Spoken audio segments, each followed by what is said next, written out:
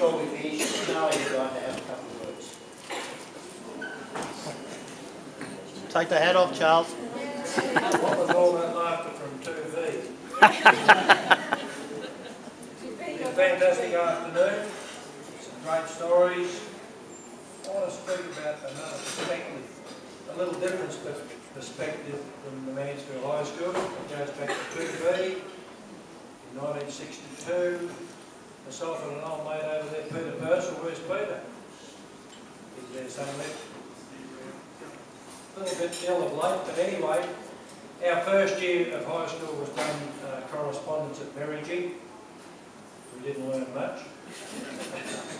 And then we arrived by bus at Mansfield High School, which was the old state school, and we were befriended by a Norm Pigden and a Lee Sutcliffe. Nobody else seemed to want to talk to us, but that didn't matter. We looked at the books that were going around and we thought, no, we don't know what you're talking about. We come from a pretty backward sort of a life out there in the bush apparently.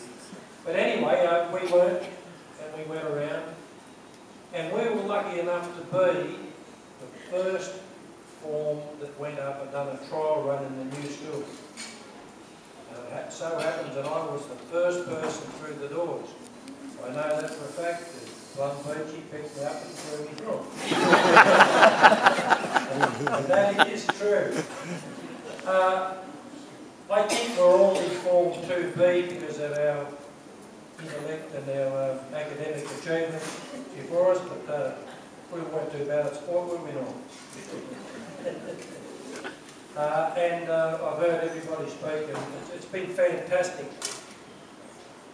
There's one little story I'd like to speak about, and that is a situation that arose probably in '63. Lee Sutcliffe came to me and said, good news, we've been invited to Keith Hollingsworth's office. Well, me and Peter Purcell knew that wasn't a good idea at all.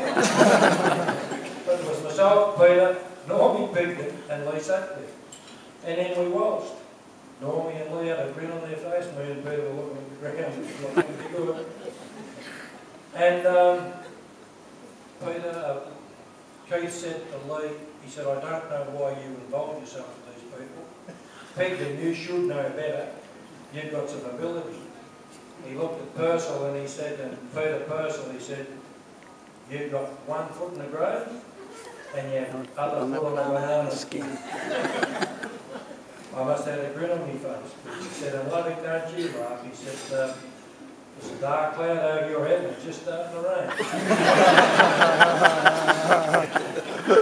And that's the reality of what happened at the early part of the high school. Norm still tells the story that I don't know, I must have been led astray by Peter Purcell and all that people. Hollingsworth called us back in the office and said, now we're going to do an excursion by train to the Melbourne show. He said, I'm afraid that you and Lovick aren't coming. And we said, why? And he said, well, I'm scared that you'll hijack the train and hold all the good students to ransom.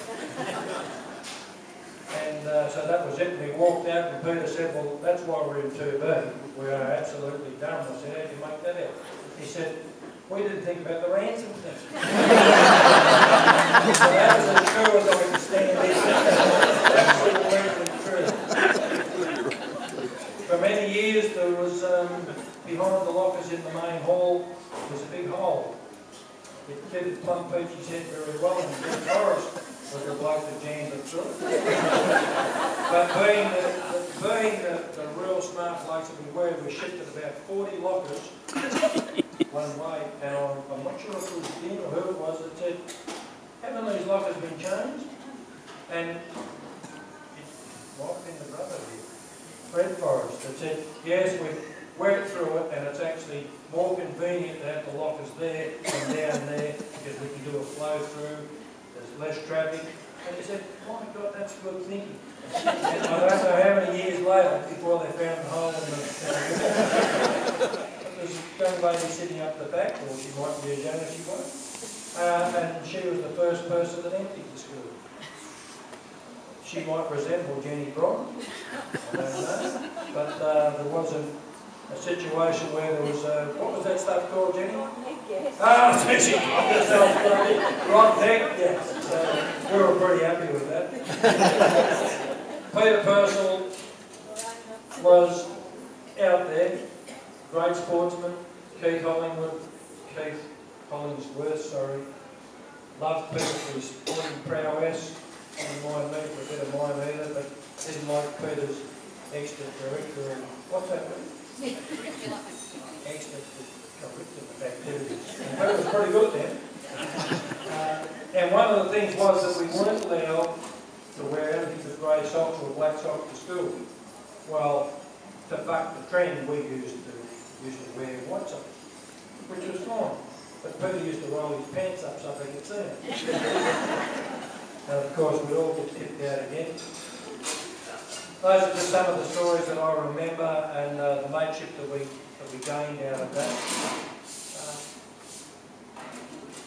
Lynn knows exactly how I feel about him, and Peter does too, but Peter thinks that I don't like him too much because he helped me move on in school.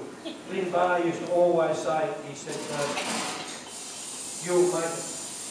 You've got somewhere to go. You want to put your head down and your bum up and actually achieve something. Did I say that actually?